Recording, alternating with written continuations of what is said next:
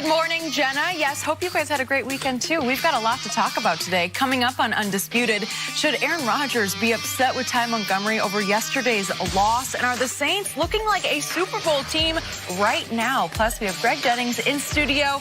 Undisputed coming up next. Jenna, back to you and the guys. Jenny Taft, thank you so much. We look forward to it. All right, we are going viral now. Here's David Price celebrating the Red Sox winning the World Series. He joined our MLB postgame crew after the game. Take a listen to this. In case you haven't watched, we are very fair journalists here. And as proof, we showed Big Poppy in our green room when we're watching. And very fair, down the little. It's over. You think I was excited right there? Oh, yeah. And he also had breaking news. Came from you. David Price is going to finish the game. That's what he said they did it. Yeah, I wanted to really bad. I wanted to get 27 outs tonight, but I'll take 21. Big Poppy's been awesome all postseason. He's a funny guy. Absolutely. He is really, really funny. He's sort of the Charles Barkley of baseball. Whatever's up here comes right out. Says exactly what's on his mind. Sure. I like that. I hadn't thought about that comparison. I like it. That's well done. And for what up, C? You about to say something, or are you going to get in trouble? Should I just keep it to David Price? Yeah. Let me keep it to David Price. Okay. How about David Price, who had this incident with Eckersley during the season, with the Red Sox. The fans turned on him, especially after that ALDS start. For David Price to have 3 consecutive dominant appearances, now one of only 5 pitchers ever to have 3 straight postseason games, 6 innings, 3 or fewer hits. What an amazing turnaround for the one real blemish on his resume, which is lack of postseason success. He got it done. Now he'll be a legend in Boston forever. Good for him.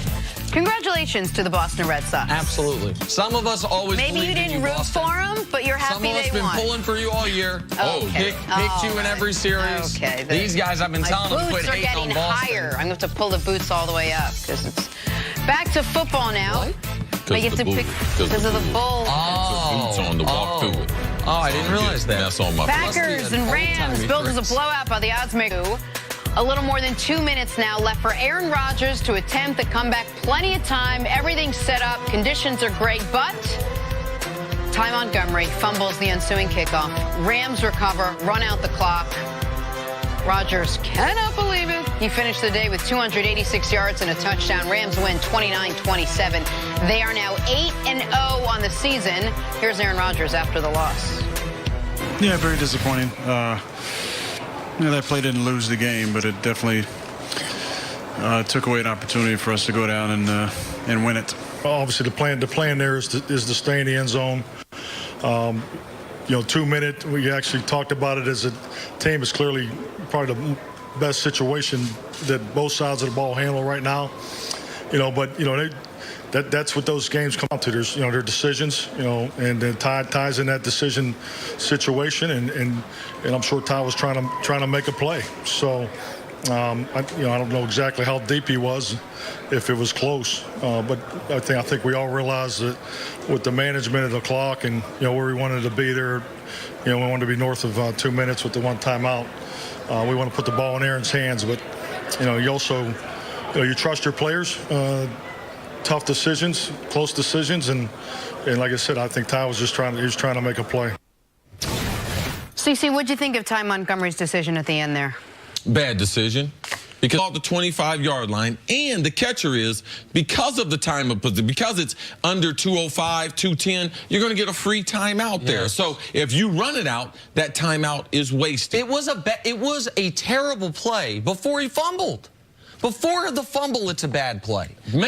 See, people don't understand your decision-making is you have to make right decisions, which leads you to making plays. Because making the play there is taking a knee. Explain why. Because that's the only play to be made. Because it's 205. And so if you kneel it at 205, you can run the ball there if you want to. Yes. It's the only play of the drive the Rams would have to defend. You can throw the ball deep across the middle and not worry about wasting time getting up or wasting your final timeout. You can do anything. As Greg Zuerlein kicks that ball off, the Green Bay Packers were the Vegas favorites. It was slight, but they were the favorites to win the game. You can do live betting. I checked. They were the favorites to win the game. Why? Because Aaron Rodgers down 2 with 2:05 and a timeout. Give me that. And that's how we all felt. And this was just the final bad play Ty Montgomery made. Ty Montgomery got benched in the fourth quarter, taken out. Not even benched. Taken out.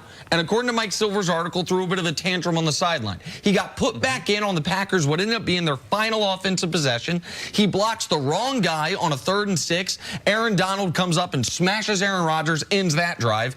And then maybe trying to make up for it, maybe out of frustration does this. But Ty Montgomery is not Tyreek Hill. He is not some dynamic kick returner. The Packers were not, their dynamic player is 12. The guy everyone wanted to get on the field. But this was just one of 3 outstanding special teams plays that the Rams made. They had a very well-designed fake punt. Didn't result in points, but it was a really, really well-designed play. The play that I think turned the game. Packers are up 10-0, have played a brilliant half of defensive football.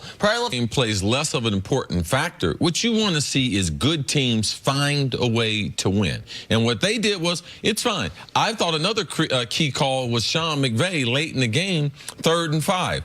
Who are they going to throw it to? No, we're not going to throw. Amazing. Oh, we're getting ready to run the ball. Todd Gurley off that left side, which is their scaffold, their left guard. That's their best side to be able to run to. So getting that first down there, they went about it a different way. I like it. They missed Kupp in the slot. Still got the productivity by the other receiver moving outside. So when you're undefeated like this, you want to just keep finding ways to win. I thought this was a great matchup, and I thought the Rams really responded well to the pressure that Green Bay put on them. Is there anything that Green Bay can take away from this game? Is there such a thing in the NFL as a moral victory? No. If it for a different team, you could say, hey, we can play with anybody. We can go on the road, play with anybody. But you know that with Green Bay because they got Aaron Rodgers. They go into the game with the best player on the field every game they play. What they take away from this game is a loss. What they take away from this game is a squandered opportunity. What they take away from this game is 3rd place in the division. That's what they take away from this football game. And for the Rams,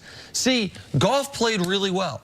He wasn't their best offensive player. That was Gurley. He wasn't their best overall player. That was Donald, who now has, with 2 sacks yesterday, 10 sacks in the last 5 games. This team's really firing all cylinders. Jenna, can I get the British lady to ask me the question about the Green Bay taking something from this game? Is there anything at all that the Packers can take away from this game? Is there such a thing in the NFL as, say, moral victory? Let me tell you something. There are moral victories. When you got Aaron Jones being able to run the football, I believe that the Packers, because they didn't go into this game with a great deal of confidence, they will leave this game with confidence because they felt like we didn't lose this game. We ran out of time. Got another young receiver to emerge. So the physicality of that offensive line being able to run the football against them, yes, they went to L.A. and showed well. So, yes, there are times where you can have a moral victory. That British lady could ask Chris anything. I know he would say, ask me another question. Ask me another question. You're correct. That's right. Ask me another question. Can I borrow 10 stacks? Let me tell you, you can get it. And if you need a little extra, let me slide you a little extra on there. Well, we're off the rails. Because I know where she works. I know where she works. We got to go. We're back here tomorrow morning. We'll do all this over again. Undisputed starts right now. How much money? A bunch.